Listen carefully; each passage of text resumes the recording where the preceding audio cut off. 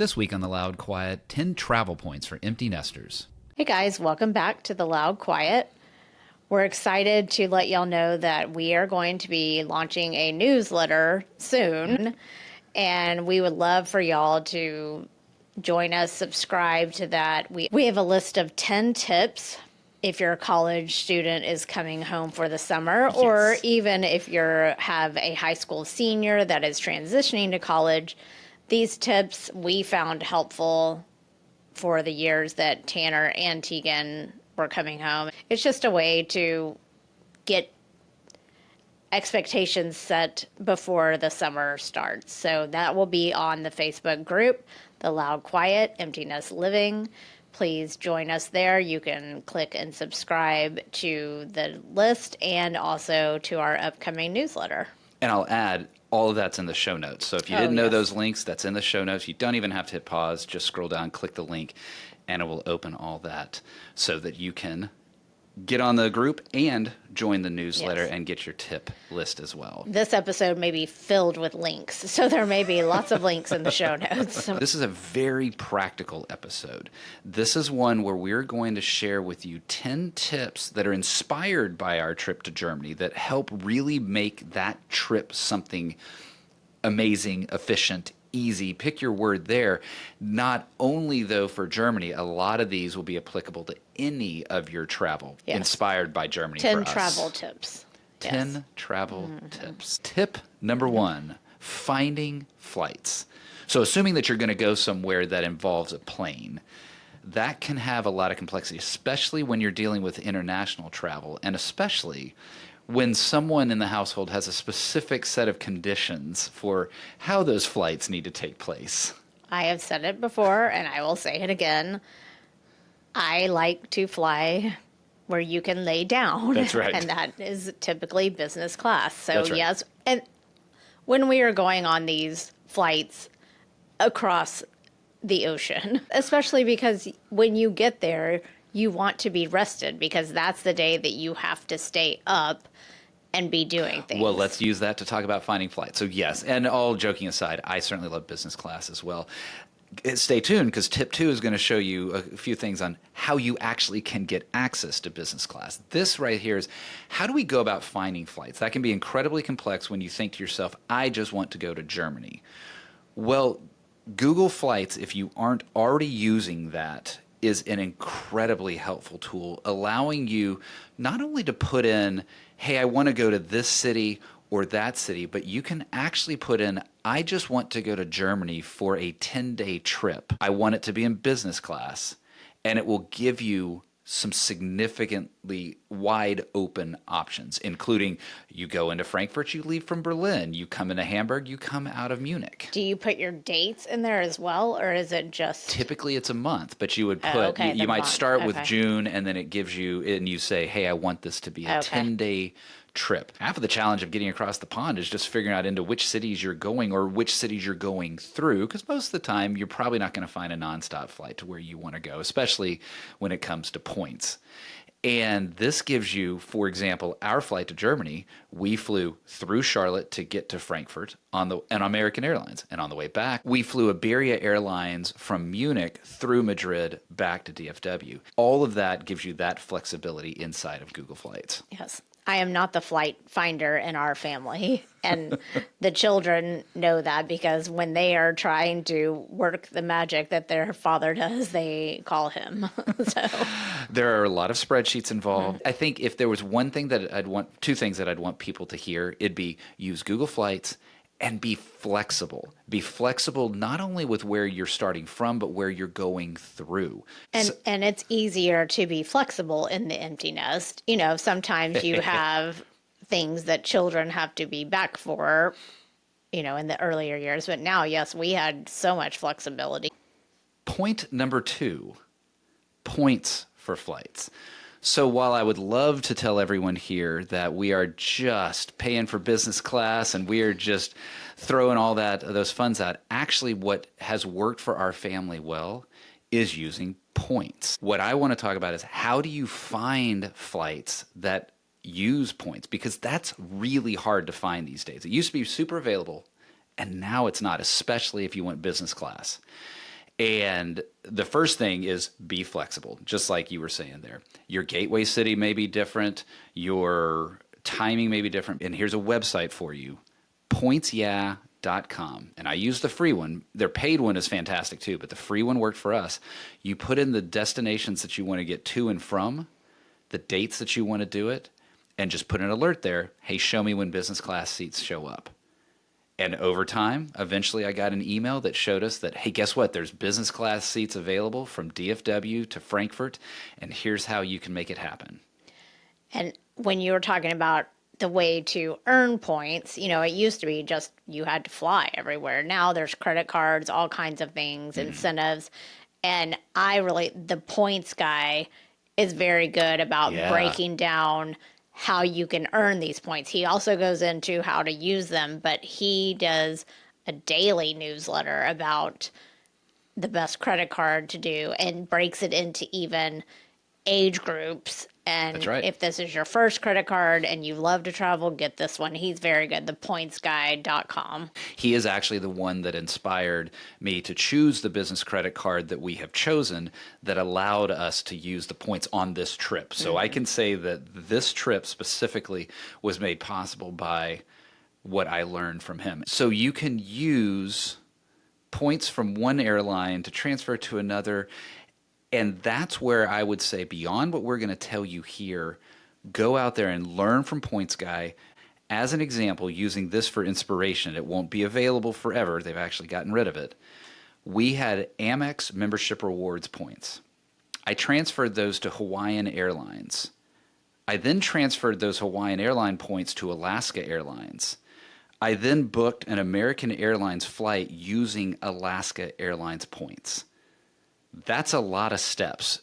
And those steps allowed us to use a much lower amount of points for business class. And you do have to be careful when you're doing that. Make sure you read all of the refund. What can I do with these points if something happens and I can't use them? Because there are a lot of stipulations around them. And also, if you don't want to take the time to do this, there are now consultants that will do these things for you. They're out there. consultants. This has become a business of people. Yeah, I mean, you could do it. Oh, I would never want to. I do it for us. If you need help, reach out to Rick. And he will point you to a paid He charges a small fee. Oh, I'm charging like $1,000 an hour. I don't want to do this for anyone else. I'm very selfish But here. there are different options out there if you don't want to dig in and try to learn to do all of it. Now, tip. Alaska Airlines has phenomenal redemption rates on partner airlines. That's the reason that the points were so low, because Alaska and American have a partnership. It would have been more points had I booked it through American Airlines. That flexibility was there. Point number 3, maximize those long layovers. We had the opportunity to, and we talked about it in the last episode, that we got to meet an old friend of mine in Charlotte on a beautiful day, because we had 8 hours, whatever the timing was there in Charlotte. And so we went into the city, we had a meal, we enjoyed that. I think a lot of folks don't realize you can leave the airport and it's a fine thing to do, especially if you check luggage. This is one of those times that checking luggage is in your advantage. We just had our backpacks, we rented a car and threw it in the trunk of the car. And I would say if you have TSA pre-check, because if we would not have had TSA pre-check, I don't know that we would have. I mean, the TSA pre-check line back in Charlotte was huge. It was about a half hour getting through that. Be smart about it. Yes. Yes. If you have 2 hours... Because you have to go back through security, obviously, because you've left the airport. And this only works in certain countries that are visa-free for the U.S. Don't try to do this in China. Don't try to do this in a country that requires a visa. But in a country that doesn't require a visa, for example, on the way back, we had 5.5 hours layover in Madrid. Well, we could sit in a lounge. It was a nice lounge. Or we could bust out and head into the city. Now, to do that when you don't rent a car, keep in mind that at most train stations in Europe and in some airports, and in this case it was the airport, they have luggage storage. So for a fee, we were able to leave our carry-on luggage there at the Madrid airport and travel into the city, wow, with a credit card in our pocket, right? It was the most mobile that I think we've been. And so maximizing those layovers, in fact, even maybe choosing to have that long layover, you can enjoy a city for free. Yeah. So now that we have our flights set and everything set, then we come to point number 4, which is where I come in. And that is using technology to plan your itinerary. So as soon as I knew the cities that we were flying in and out of, because we had something that drove, okay, we're flying into this city and we're flying out of this city, then I could go and say, okay, Google, just Googled, what are the top 10 things that I need to see while in Germany?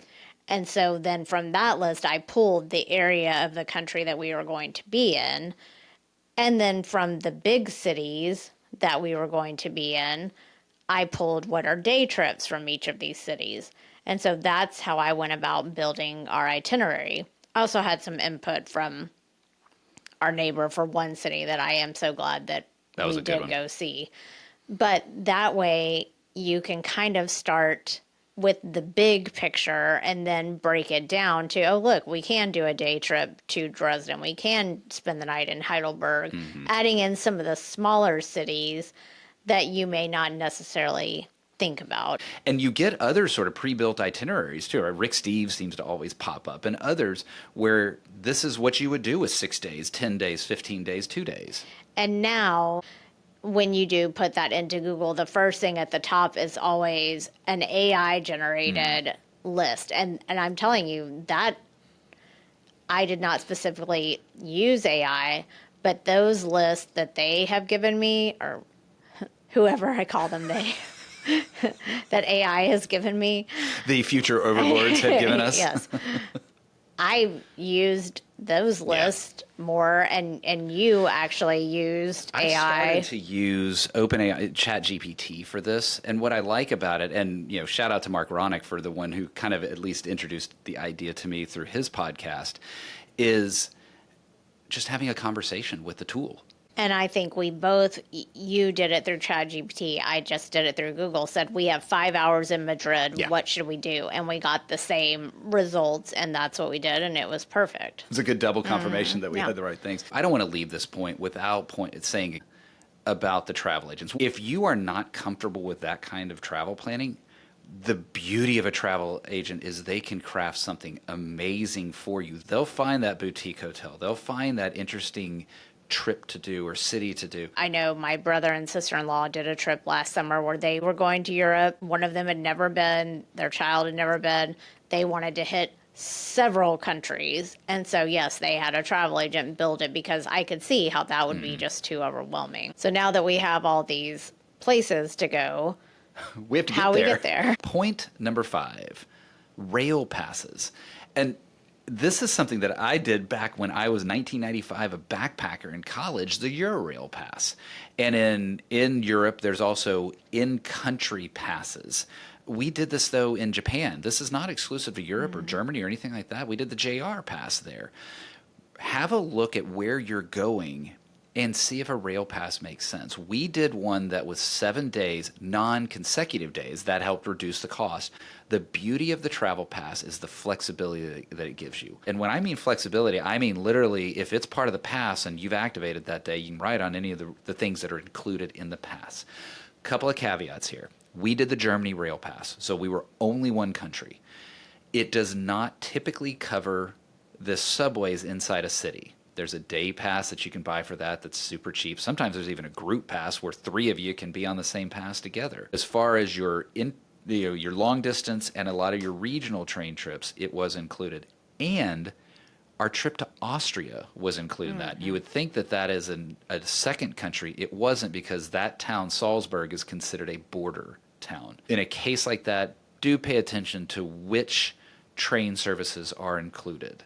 There was one particular private train operator that was not included in the pass. All of that is in the documentation.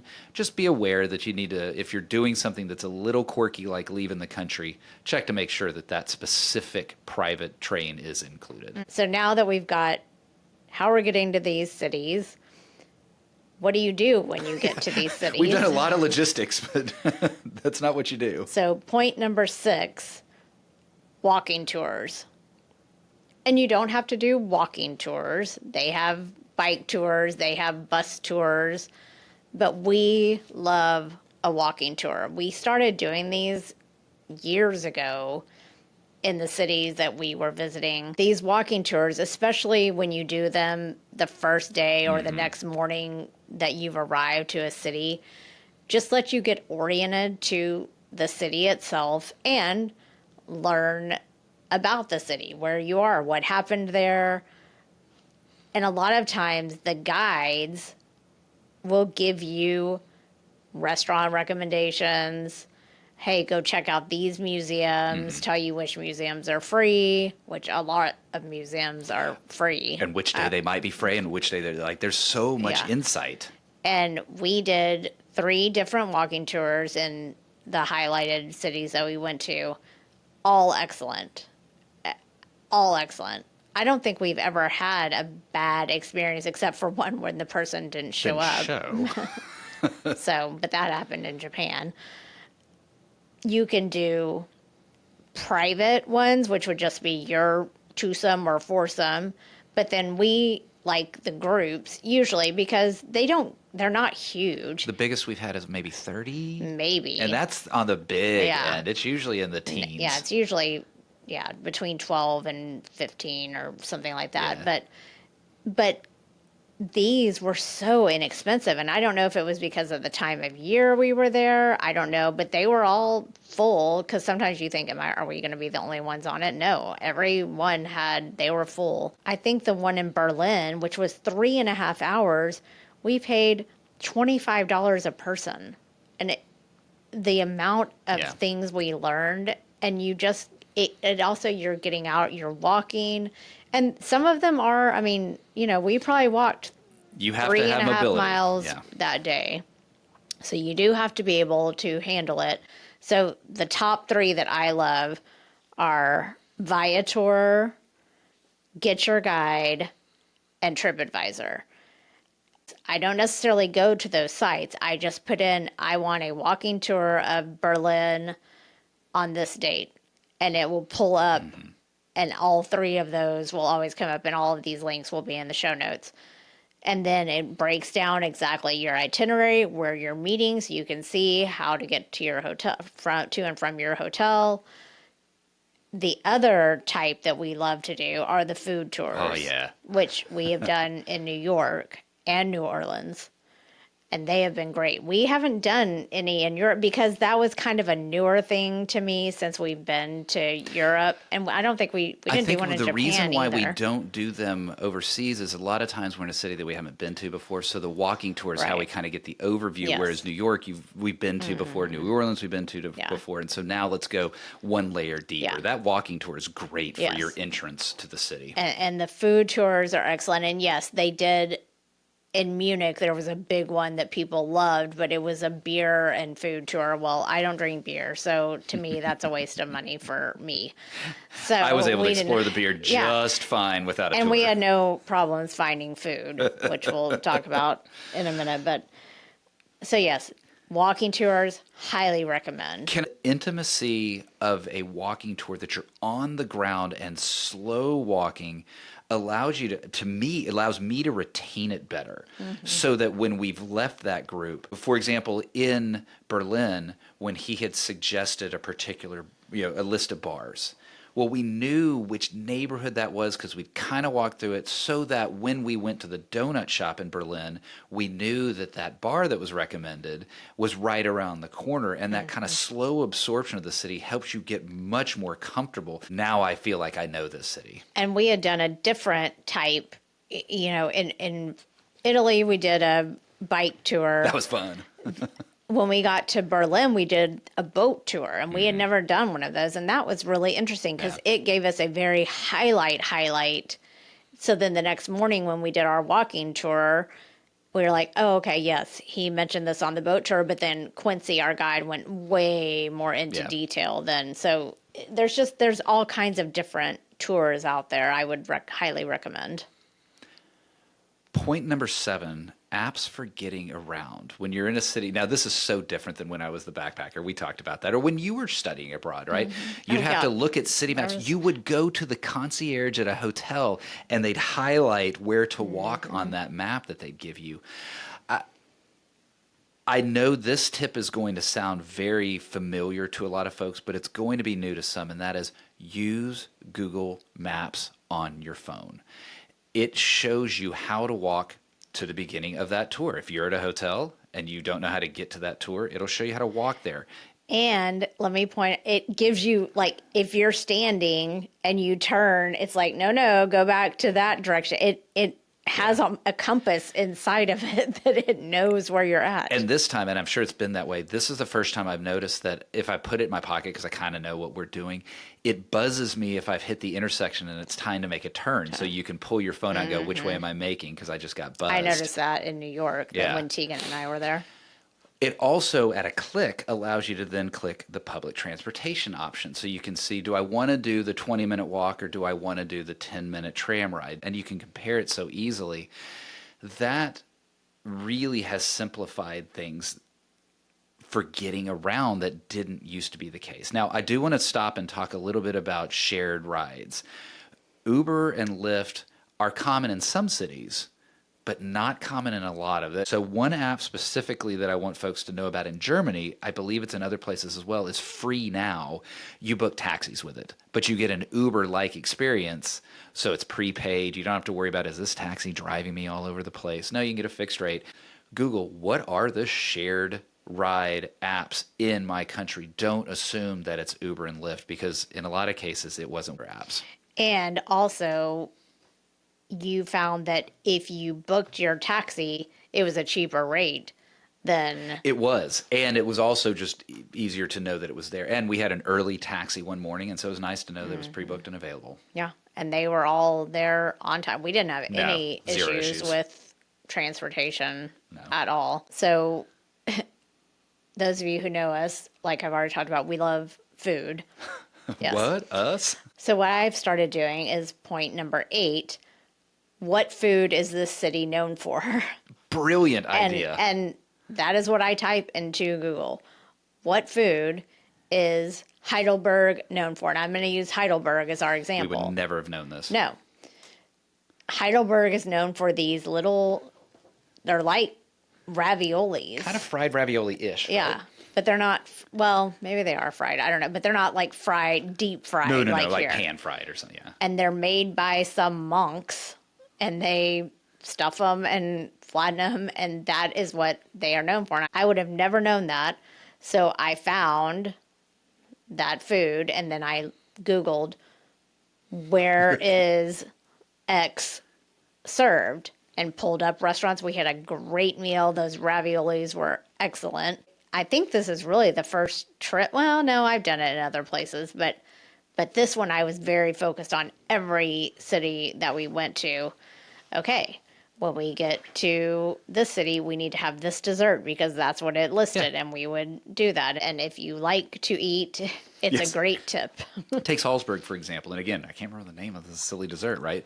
But then finding out that not only was the dessert something kind of traditional there, the 3 peaks of meringue that were on top represented the 3 hills of the city. So it's just kind of a little special memory of that place to have this dessert that reminds you of the hills and the culture and all that. Food is so tied to culture that this idea of what is the signature food. And what I didn't realize is that every section of Germany has a different type of sausage. You know, Yeah. you just think, oh, I'm going to go get some brats. No, they all have a different type of sausage. And so that was also another thing. Oh, we're in this area. We need to try the Nuremberg sausages. We're here. We need to try the white sausages. So, And I tried all of them. yes. The pretzels were the same everywhere. I think that's related to our 9th point. Point number 9, go 1 block extra. And while I'm joking about how I needed to go 1 block extra after all the sausages and the pretzels and all of that, this is something that we've experienced, kind of guided on walking tours, but also just on ourselves. If you are following the normal tourist path, you will see the normal tourist thing, and that is good. That's not a bad thing. But you're missing out, and it is amazing what happens if you just go one block extra, one block off the beaten path. What you see there can be amazing. When we did it in Venice, Venice is just so crowded, and there's this, certain arteries that are just filled with people. But we just walked one block away from that, and it was silent. And you saw things and experienced things that you wouldn't have otherwise experienced. And our tour guide in Salzburg actually said when we were on our tour, he said, if you go one street over, that's the non-shop touristy street. And so we did. When we left that afternoon, we went and walked down that street. And yes, there wasn't a single store on that street. And you got more of a feel of what the living situation was. And also the hike that we did too, and it was again the guide. So back to the walking tours, folks. Point number 6. If you skipped ahead to this one, go back to 6, listen to it. The guide pointed up, and Salzburg has this huge sort of cliff, and the things that are the fortresses and other elements that are on top of that cliff. And he pointed out 2 sides of it and said the hike that is back there is really neat. Well, we went up there, and man, you go uphill a lot. It seems like all we did was go uphill. That hike, though, took us where in a city that is as crowded and as touristed as Salzburg is, we were very frequently the only people within sight, within hearing, and it gave phenomenal views. And had we not gone that one block extra, we wouldn't have had that experience. And also make sure they're okay to be on the off the beaten path. I should, and this is related to the next point, but I do want to point out that all of our tips are simply our personal experiences. Take all of these one with a grain of salt and at your own risk level, right? We're certainly not legal experts and we're not financial experts, and keep that in mind as you are considering these tips. Make sure that you use your own common sense and good judgment as you're approaching them. Point number 10, ATMs, or maybe more generally, I'd say how best to get cash. Because in a lot of cases, and certainly we used Apple Pay, we used our credit cards all over Germany. There's a lot of cultures, Japan being one of them, where it is a cash-heavy culture. And there were a lot of situations, even in Germany, where it was cash only. And then honestly, sometimes it's just simpler. It's just simpler to pull out a bill or a coin than it is to pull out your credit card. Yeah, not like we live here, because I don't ever have cash. I think it's a great point. Like, this is something that is unique to travel, because I have carried the same $10 bill in my wallet for probably 8 months because I don't use cash. Right. ATMs frequently are going to be your best exchange rate. However, this falls apart in a massive way when it comes to ATM fees. So, if you have a bank that rebates your ATM fees both on your domestic side and the overseas ATM, that is your best way to pull this off. And I'm going to mention one we're not sponsored by, but it is commonly mentioned in the travel groups that I'm a part of, the Charles Schwab checking account. I'm not talking about investments, but the Charles Schwab checking account. That ATM has historically rebates all of the fees. And when I say all, we pulled out €300 at a particular city. I think it was Heidelberg.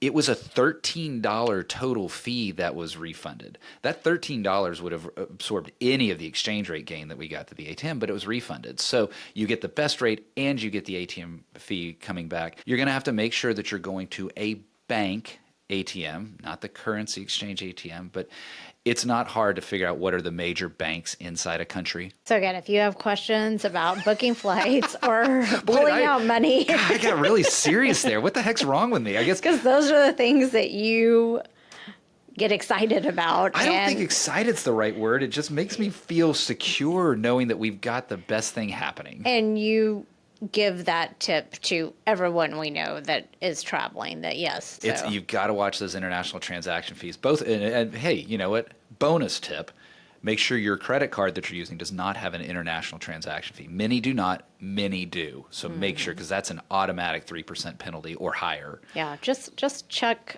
check all your things before you Check all your things. There's the bonus tip.